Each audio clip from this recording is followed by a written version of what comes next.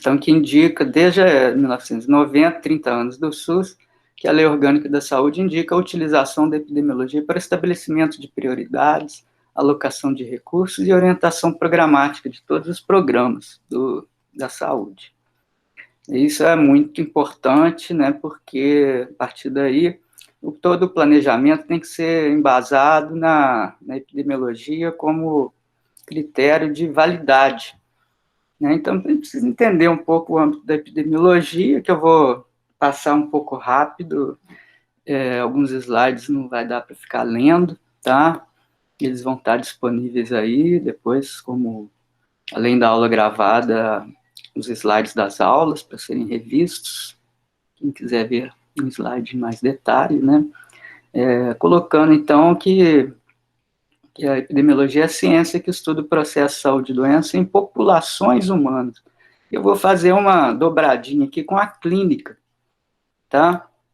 E o objetivo específico da epidemiologia é a busca de explicação das diferenças que existem nas distribuições de doenças em grupos populacionais diferentes.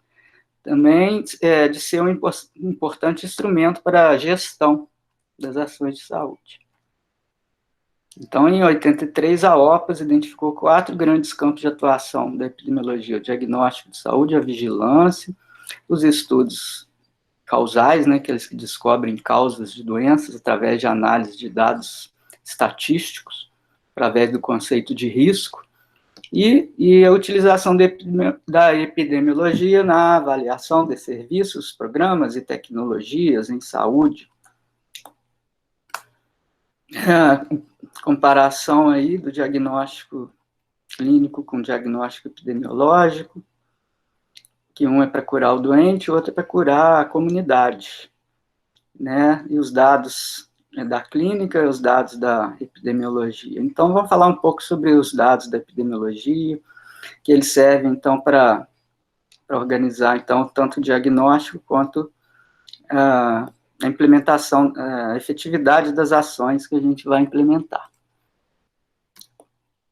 Antes de tudo, né, os dados da clínica, né, são presença ou ausência de doença, peso, frequência cardíaca, e os fatores de risco, simplesmente a gente constata a presença ou ausência deles.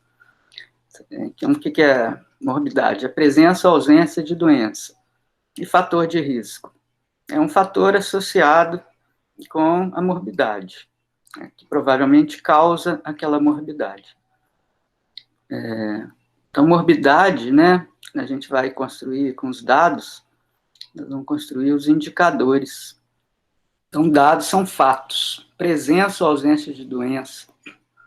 E dado na população é número, incidência e prevalência. Tá? Dados primários é quando a gente mesmo produz, e dados secundários são originários de censos e pesquisas por amostragem. Né, os dados secundários mais importantes que a gente tem é o banco de dados de mortalidade, de nascidos vivos e de doenças de agravo de notificação, que são as zoonoses, por exemplo, estariam aqui. E os dados de produção, né, de consultas e internações, os dados do CIAB, que é o Sistema de Informação da Atenção Básica, do Cadastro da Estratégia de Saúde da Família. Hoje tem o eSUS, que é o Prontuário Eletrônico do SUS, ainda é embrionário, mas é o Sistema de Informação da Atenção Básica, que traz informações do seu território. Se quiser ver, comparar o nosso diagnóstico do nosso município com outros do Brasil, é lá no CIAB, que tem os dados secundários do Brasil inteiro, por município.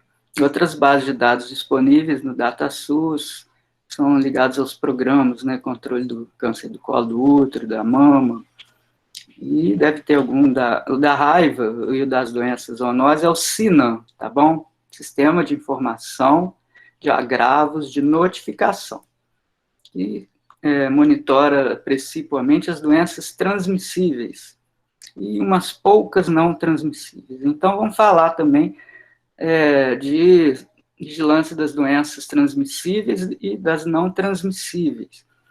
E de pesquisa, né, os dados demográficos, que são o denominador dos indicadores que a gente vai construir, os dados socioeconômicos, que vão ser variáveis de estratificação, de risco, são provenientes do censo do IBGE. Então, a gente tem dados do censo do IBGE por setor censitário, que é a menor unidade de agregação de dados, que corresponde a um quarteirão, talvez, no município de alta densidade, e a gente tem informações do risco demográfico socioeconômico. Né? Tudo que tem no censo, a gente tem para o setor censitário, mas só para os anos que tem censo, que era para ter censo esse ano, já não teve. A única vez também que eu ouvi falar na minha vida que não teve censo no ano foi em 90, que aí o censo foi em 91. E de cada 10 anos, então, ano terminado em 0, tem que ter censo. Todo país civilizado tem isso. O IBGE também produz as pesquisas intercensitárias para corrigir as variáveis de projeção que a gente usa do censo e também para acompanhar outras coisas. PNAD é Pesquisa Nacional por Amostra Domiciliar, do IBGE, que atualiza a questão do emprego, desemprego, produção agrícola, tudo está na PNAD, agropecuária, e o PNDES, que é a Pesquisa Nacional de Desenvolvimento Social, dos determinantes sociais da saúde, que foi uma coisa que aconteceu uma vez só também, em 2016. É um problema do censo, 10 em 10 anos, né? A cobertura do SIN-SINASC, se não é teoricamente universal, mas em áreas muito longínquas, há problemas de subregistro, tanto de nascimentos quanto de óbitos, quanto que dirá de notificação de doenças, que a gente sabe que existe um extremo subregistro. A produção de saúde também, que dados de internação e óbito, se a gente quiser trabalhar com internação por febre maculosa, por exemplo, a gente só vai obter se o paciente for do SUS, tá? Mas geralmente tá? E quando não é, eles dão um jeito de transferir para o SUS, quando sabe que é doença infecto-contagiosa. Então, a grande limitação dos dados secundários de notificação de doenças são que o número que a gente tem é o número de casos notificados, né, na ponta do iceberg. Tem ainda os casos que procuraram sintomáticos, que procuraram serviço, mas não foi diagnosticado, foram até atendidos, mas não houve registro, né? Como o sistema de informação hospitalar do SUS exige o CID, né? Então, isso já corrige bastante. Casos que procuram serviço, mas não são diagnosticados. Quantos casos de febre maculosa que morreram sem diagnóstico? Não em Juiz de Fora, mas em outros municípios. Quantos casos sintomáticos que não procuraram serviço de saúde, morreram em casa, né? Covid, está aí para mostrar esse fenômeno, não é só um fenômeno geral, né, das doenças de notificação. Então, o número que a gente conhece é 1 e o número real é muito maior, considerando os casos assintomáticos. Na Covid é super importante. Já na zoonose não tem muito problema, não, porque não pega de pessoa para pessoa, né? Então, tudo tem que conhecer o modo de transmissão, tá? Então, só para lembrar, tem os desfechos de morbidade, incidência e prevalência. Incidência é surgimento de casos novos, prevalência é o percentual de pessoas que têm aquela doença em um dado ano, em um dado período. E o desfecho de mortalidade é um desfecho de incidência, né, a presença de fatores de risco é uma prevalência. Os indicadores, então, o numerador é o número de óbitos, doenças, o denominador é a população, e na letalidade, o numerador é o número de óbitos e o numerador é o número de doentes. Então, frequências relativas, são probabilidades, né? Lembrando, então, que a incidência serve para a clínica quanto para a epidemiologia, serve para a clínica enquanto probabilidade e serve para a epidemiologia enquanto parâmetro de controle. A prevalência, né, a probabilidade de estar doente, eu sei que a prevalência de hipertensão arterial numa comunidade é 30%, qualquer pessoa que bota o pé no consultório tem uma probabilidade de 30% de estar com pressão alta. E fator de risco é aquilo que, quando está presente, indica maior risco de doença, como, por exemplo, o tabagismo, sedentarismo, consumo de alimentos ultraprocessados.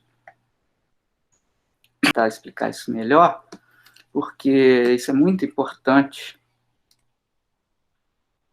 porque, por uma questão que eu quero falar aqui, né, uma questão probabilística, né, uma incidência, na verdade, a gente chama de risco em epidemiologia. É uma probabilidade de ficar doente ou de morrer. Então, se a mortalidade infantil é alta, a probabilidade de uma criança que nasce ali morrer é muito alta. Tem doenças que tem, às vezes, até uma incidência baixa, mas tem uma alta prevalência, porque não mata. Então, a prevalência depende tanto da incidência quanto da duração da doença.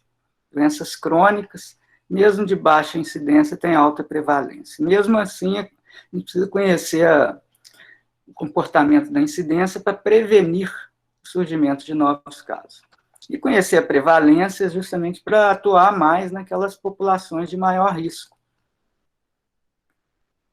Então, a gente transforma os dados indicadores para fazer comparações, né? Não posso comparar a mortalidade de Juiz de Fora com a mortalidade do Rio de Janeiro com dados absolutos, com números absolutos. Eu tenho que relativizar o número de óbitos em relação ao tamanho da população, e aí sim, eu posso, então, usar um indicador que discrimina, que compara de forma fiel os riscos, né?